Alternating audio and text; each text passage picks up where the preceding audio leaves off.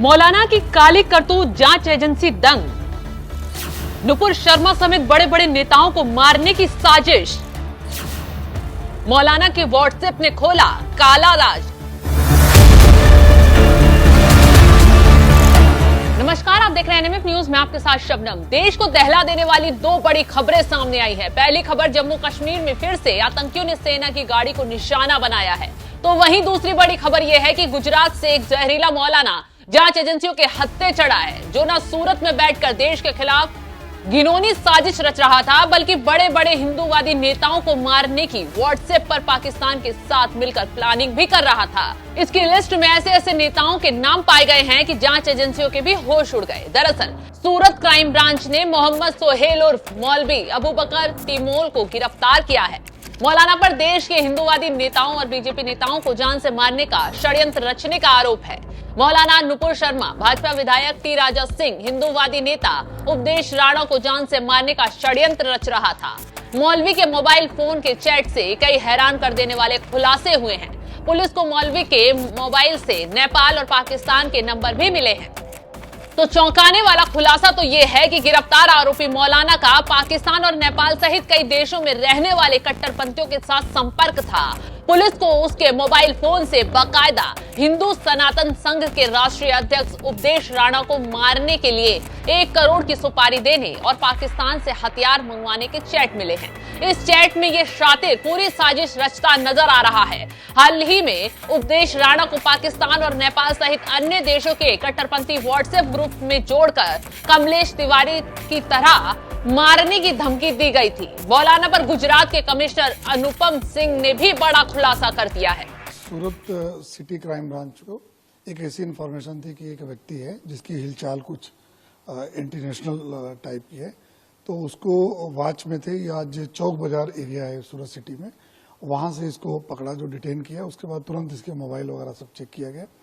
तो उसके बाद बहुत सारी ऐसी चीजें निकली मोबाइल से, जिसके अंदर ये पाकिस्तान के कुछ लोगों के साथ, नेपाल के कुछ लोगों के साथ ये कंटिन्यूअसली चैटिंग करता था और सोशल मीडिया के अलग अलग ऐप के द्वारा ये बातें करता था। इसमें पूरी जो डिटेल्स हम लोगों ने निकाली, उस डिटेल में इसने यहाँ पे एक हिंदू सनातन संघ के राष्ट्रीय अध्यक्ष है मिस्टर उपदेश राणा, इनको ऑलरेडी पहले भी धमकियां दी जा चुकी हैं और उनको टारगेट करने का पहले इसका वो प्लान था, विद फोटोग्राफ्स वगैरह पूरी डिटेल के साथ इसने सब रेकी भी हो गई थी। तो उसके बाद इसने वेपन की जो डिमांड किया, तो पाकिस्तान से इसको बोला भी कि जल्दी आपको जो हम वेपन प्रोवाइड कर रहे हैं, और 1 करोड़ रुपए का भी इन्होंने ऐसी बातें किया कि जितने इनके फर्दर टारगेट्स हैं उसको मारने के लिए 1 करोड़ रुपया की व्यवस्था ये लोग कर रहे हैं जो है। तो उसमें हम लोगों ने ये देखा पूरा कि एक उपदेश राणा के अलावा जितने भी ऐसे हिंदू वादी जो लीडर्स हैं या जो कोई ऐसे महानुभाव हैं जिनकी स्पीचेस में कभी इस तरह की चीजें आई हैं, जिसमें खास करके नुपुर शर्मा और हैदराबाद के हिंदूवादी लीडर है राजा सिंह जी, और सुदर्शन न्यूज चैनल के जो एडिटर इन चीफ है सुरेश चौहान जी, इनका भी उसमें पूरा जिक्र है कि इनका भी टारगेट करना है। और इसके लिए इन्होंने अभी नबी की शान में जो गुस्ताखी करने वाले हैं उनको हमको नहीं छोड़ना है, इस तरह करके एक टाइटल बनाया था, उसके अंदर ये सब पूरा चैटिंग करते थे। तो सुना आपने कैसे सूरत में बैठकर ये मौलाना हिंदुओं को मारने की पाकिस्तान के साथ मिलकर नापाक साजिश को अंजाम देने की फिराक में लगा था, लेकिन जांच एजेंसियों ने 1 मिनट में इसके काले मंसूबों को नस्ते नाबूद कर दिया। शारीरिक रूप से तगड़े और मानसिक रूप से कट्टरपंथी अबू बकर टिमोल की उम्र महज 27 साल की है, लेकिन ये पिछले कुछ सालों से अपनी कट्टरपंथी सोच के चलते न सिर्फ उपदेश राणा को मारने के लिए अपनी पाकिस्तानी आकाओं के साथ डील कर रहा था, बल्कि हथियार भी मंगवा रहा था, 1 करोड़ भेजने की बात भी कर रहा था। सूरत क्राइम ब्रांच की टीम अब इससे एक कारनामे पर इससे पूछताछ कर रही है। कहां से इसको फंडिंग हो रही थी और किन किन लोगों से ये बातचीत कर रहा था, इसको लेकर पूछताछ की जा रही है। जल्द और भी बड़ा खुलासा होने की उम्मीद है। बता दें कि मौलाना सूरत के कामरेज तहसील के कठोर गांव का रहने वाला है। आरोपी एक धागा बनाने वाली कंपनी में काम करता है। अपने घर पर ही मुस्लिम बच्चों को धार्मिक ज्ञान भी देता है। मौलाना 1.5 साल से पाकिस्तान के डोंगार और नेपाल के शहनाज के साथ सोशल मीडिया पर संपर्क में था।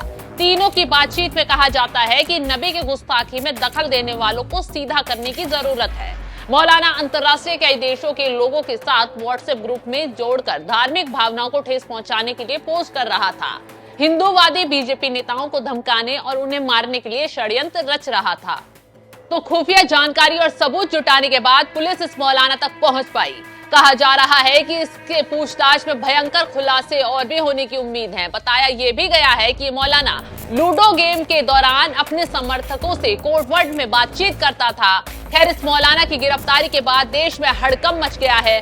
खुफिया एजेंसी अलर्ट हो गई हैं क्योंकि चुनाव के बीच ये कार्रवाई वाकई चौंकाने वाली है और जल्द बड़ा खुलासा इस केस में होने की उम्मीद है। तो इस खबर पर आपकी राय क्या है, हमें कमेंट कर जरूर बताएं।